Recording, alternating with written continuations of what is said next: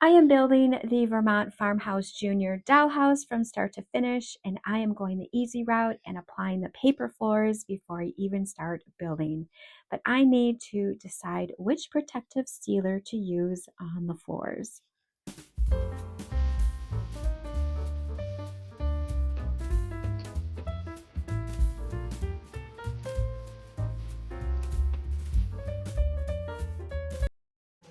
Hello, my crafty dolls, and welcome to my craft room. I am Grandma Kitty, and I am so glad you're here. Now, you may have noticed that my intro music has changed. YouTube decided I can't use that song anymore, so I just stuck in some generic song for now. I'm going to have to find something better later, but not now because I have a dollhouse to build. So, my crafty dolls, this is episode 7 of my Vermont Farmhouse Junior dollhouse build from start to finish, and I am just 1 week away from assembling the dollhouse. Now, I did break a lot of the rules by doing most of the work before I even started squeezing that first drop of glue. Now, last episode, I wallpapered all the walls. Now, if you want to follow along with me, you got to go check out my previous episodes. I have a playlist set up right on my YouTube page. And I am building this house in real time. So my upcoming videos are about a week apart, maybe even more. I am just a one-person show over here, so it does take me a while to get everything done. So make sure you are subscribed so you don't miss my next episode, which is putting all the walls together. And I am going to give you some tips and tricks on how to get those walls and floors perfectly glued to make it a lot easier for you. So you do not want to miss that episode. But today I am going to show you how to put down the floors before we start building. So just imagine everything is painted. I wallpapered the floors last week, and today I'm going to be doing the floors. And next week is construction day, and I am going to glue the dollhouse together and just start playing right away. I won't have to worry about the painting or the wallpaper. It's all going to be done. So the secret to putting the floors before you build is using paper floors. You cannot do this trick ahead of time with real floors. You have to put in the real floors after you build the house, and you're going to have to work in those tiny little rooms. So the advantage of paper floors is that you can lay the floor on a flat surface without the walls or the ceilings getting in your way. Now you have so many options for paper flooring. I personally am going to use floors that I downloaded from my favorite Etsy shops. You can buy a digital file and then print the floor out at home. And all the floors I use today are going to be listed down in my description box below if you want to follow along with me. And just to put it out there, no one is sponsoring this channel. I am just recommending the floors that I absolutely love. But I do have to warn you, when you're shopping on Etsy, there are so many unique designs, so you're going to have a hard time choosing. It took me over a week to settle on my floors.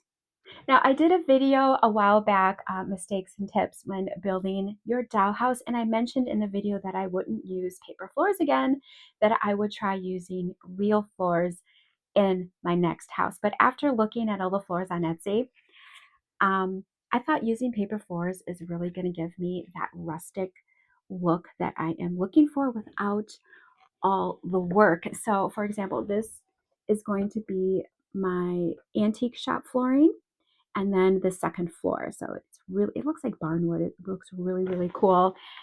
This is going to be for my laundry room. So it looks like hardwood floor that was painted like tile. Love it. And this is going to be for my third floor where my attic and craft room is.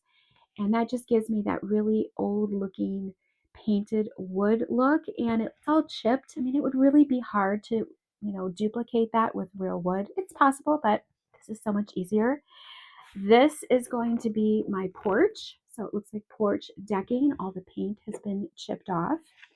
And then for the foundation, I'm going to use this pink brick. So that is going to give me the look of a real foundation.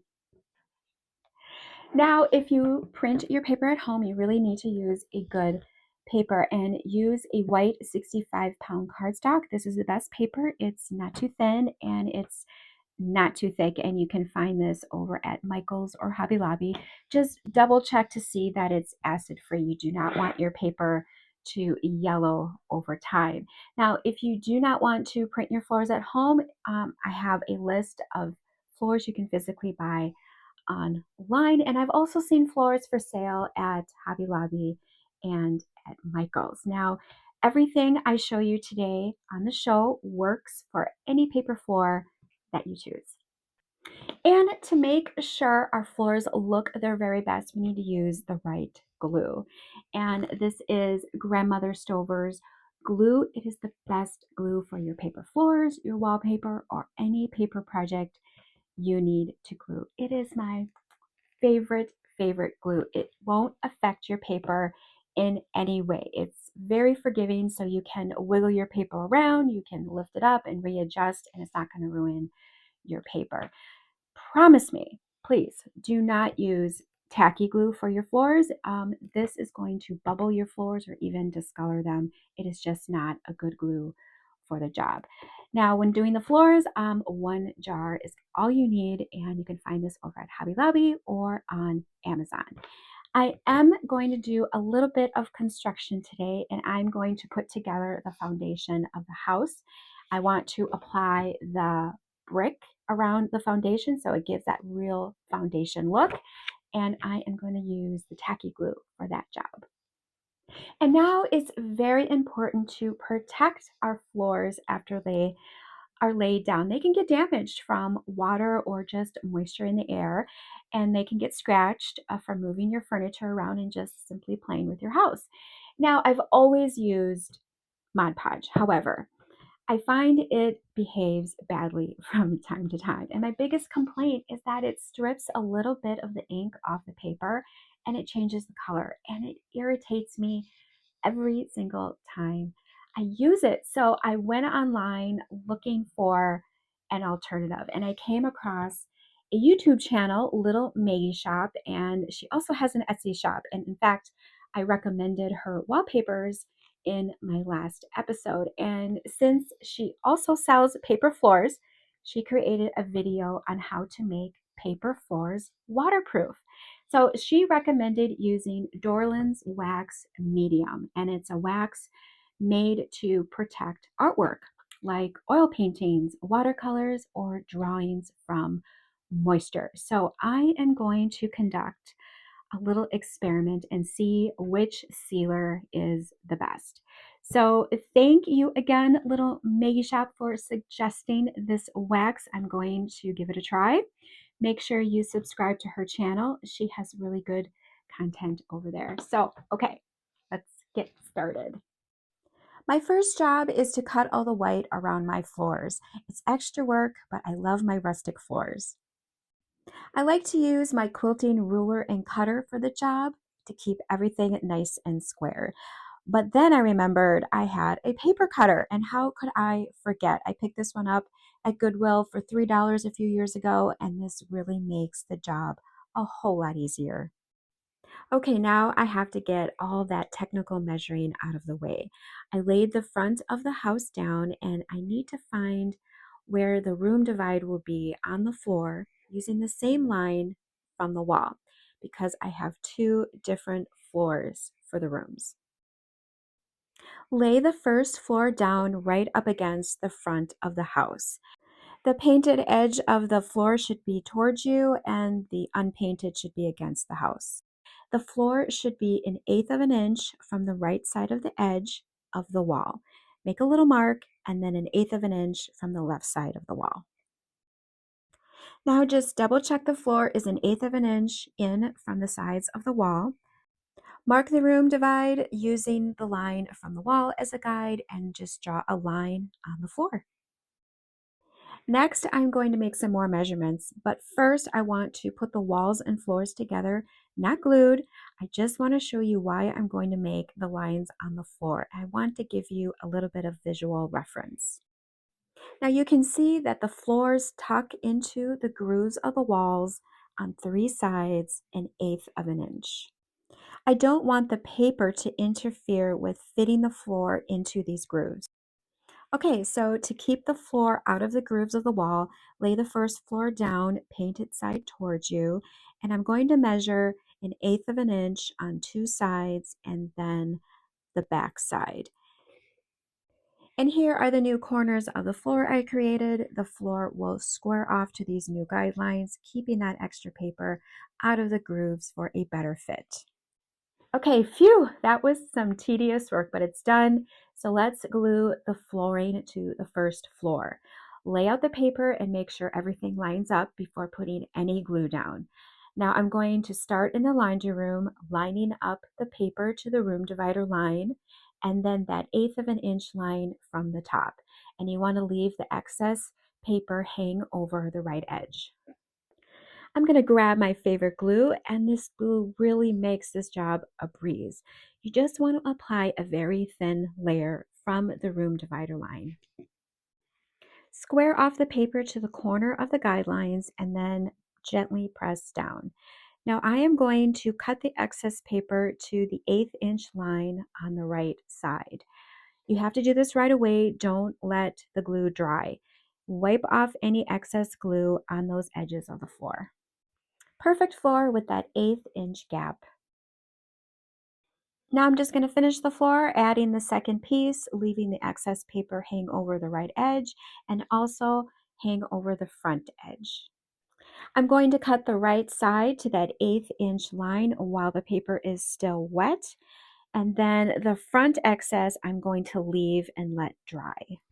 Wipe off the excess glue and we're all finished. Flip the floor over and use a ruler to wipe any excess glue that oozed out onto the paper. And now I'm going to repeat the whole process on the opposite side of the floor. I'm going to start along the room divider and work my way to the left. I'm going to leave the excess hang over the left side, cut that excess before it dries on that 1/8 inch line. I'm going to leave the paper hang over the front, and then don't forget to wipe all that excess glue along the sides. Remember to flip the floor over and wipe the oozing glue from the paper. Flip it back over and then again, double check that there is no glue along those edges, because if that glue dries, it's going to give us a big headache. And now after letting the floor dry overnight, I am going to use the edge of the floor as my straight edge and cut the excess paper off for a nice clean finish. And now the first floor is all done. Okay, so now let's work on the second floor. I'm just going to put a towel down to protect my painted ceiling, and with the painted edge towards you, I'm going to lay my floor flat. And the second floor really is easy because I'm just using one floor, but I still need to measure that 1/8 inch gap on the two sides and on the back. I'm going to apply a very thin layer of glue. Remember, you do not need a lot of glue. And I'm going to start in the upper left-hand corner, squaring off my paper onto my guidelines. And I'm going to work all the way to the right. And yes, I'm going to go right over my stairwell hole and leaving that excess paper over the edge and over the front edge. And again, while the paper is still wet, I'm going to cut the excess paper to that 1/8 inch guideline, leaving the front excess to hang off.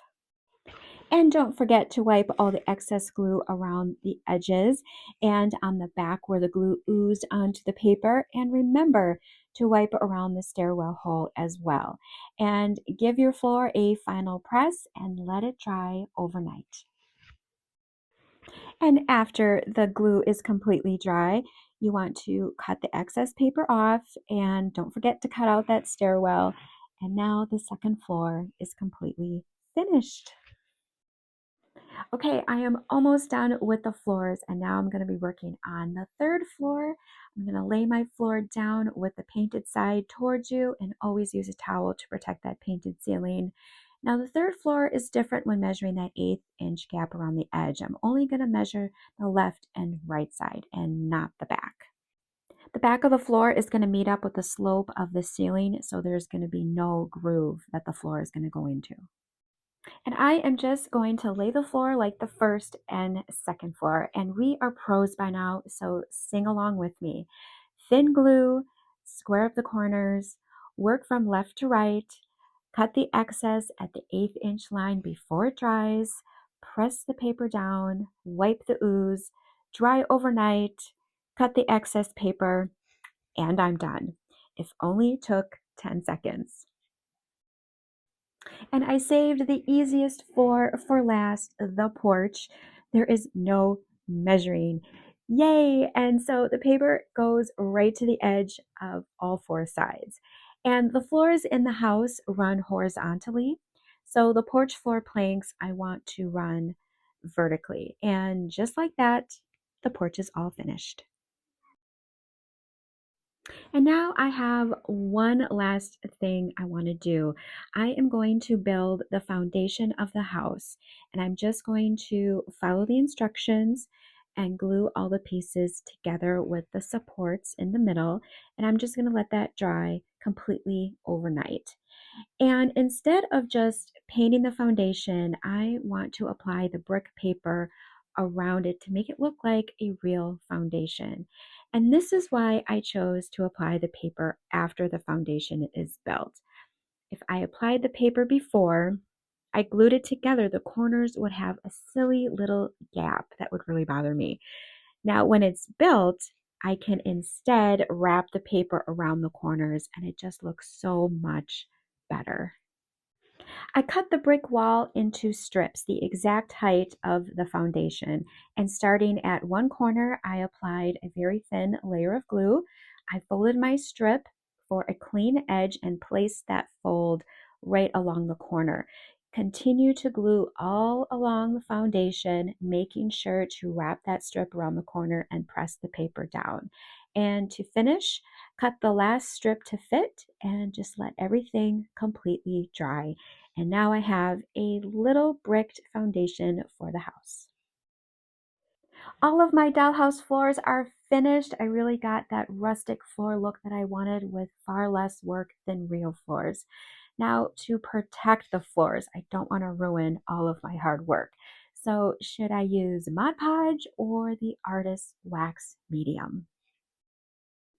Now I want to show you what will happen if you do not protect your floors. Any little drop of water is going to ruin those floors. And let's say you sneeze or accidentally splash a drink around the house. Even wiping the floors with a damp rag will ruin them. You can see the discoloration almost instantly here. So I have to protect them, and to find the best seal coat, I set up a little experiment. I made 2 sample boards with my floors. One will get the Mod Podge in satin, and then the other I'm going to use the wax medium. So now first I'm going to use the Mod Podge. And now I said this at the beginning of the episode that Mod Podge can behave badly. First of all, it's water-based and water and paper are not friends. So using it makes me nervous. And I can already tell my paper is starting to bubble. We'll see how it looks after it dries. And now for the wax. And after opening it, the first thing I notice is there's no odor, not like that stinky Mod Podge. Now it says to wear gloves, so I'm going to throw on a glove and I'm just going to rub it in with my finger. And this is the first time using this wax, and I actually love the consistency. It's kind of like soft butter. It's easy to apply. It's not messy at all. And so far I can see that there are no bubbles. So I'm going to let both of these dry overnight so I can make my final comparisons. And now my samples have dried overnight and the Mod Podge looks really good. It has a very nice little sheen to it from the satin finish, which I love. The bubbles are gone after it dried, but the Mod Podge did discolor my white floor just a little bit. It's hard for the camera to pick up, but now it has a very light blue tint to it, which I do not like. Now the wax did not affect the paper at all. There are no bubbles and the colors did not change at all. You can see the wax has a very matte finish compared to the satin Mod Podge. All right, now let's do the water test. I am just going to drop some water on the wax and then on the Mod Podge. Now, the Mod Podge is doing a really great job protecting the floor, even when I use a rag to wipe up the water. So A plus on the Mod Podge. The wax passed with flying colors also. There is absolutely no discoloration on the floor, even with the wipe of the rag. Okay, it's decision time, and the Mod Podge is a really good protector. I like the satin sheen it gives me, but just like my past experiences, it just discolors my paper. Now, the wax is a really good product. It's odorless, easy to apply, but it's not going to give me that satin finish that I love. But most importantly, it does not discolor my paper, and that is exactly why I looked for an alternative to Mod Podge. The wax medium is the clear winner. So now I'm in the home stretch of completing my floors. And now I'm going to just rub the Dorland wax medium on all of my floors and even the foundation to protect them from that occasional sneeze and hours of rearranging furniture. And I would like to thank again Little Maggie Shop for fulfilling my wish of finding an alternative sealer to Mod Podge that would not discolor my paper. So go ahead and visit her Etsy shop and give her a follow right here on YouTube. So now it is time to celebrate. Another big job is checked off the to-do list. All right, my crafty dolls, I am finished. I am so happy of how my floors turned out. I got that real rustic, beat up looking floors that I wanted, and all I had to do was glue them down. So much less work. And thank you again to Little Maggie Shop for recommending the Dorland Wax Medium. I can stop using the Mod Podge. You can find this on Amazon, and I only needed one jar to do all the floors. Now, next week, I am going to start construction, and I'm also going to finish painting and wallpapering the third floor. So make sure you are subscribed so you do not miss out. And I also encourage you to swing over to Etsy and check out my shop. I design and create digital miniatures for your dollhouse. I have so many unique designs to choose from. You download the file and you print them at home and then put them together, and they are so much fun. And I am working on some new and upcoming items for the shop that will complement my new dollhouse room. So I cannot wait to show you all those in the future. Thank you so much for watching. I appreciate all of you, and I will see you next week. Bye.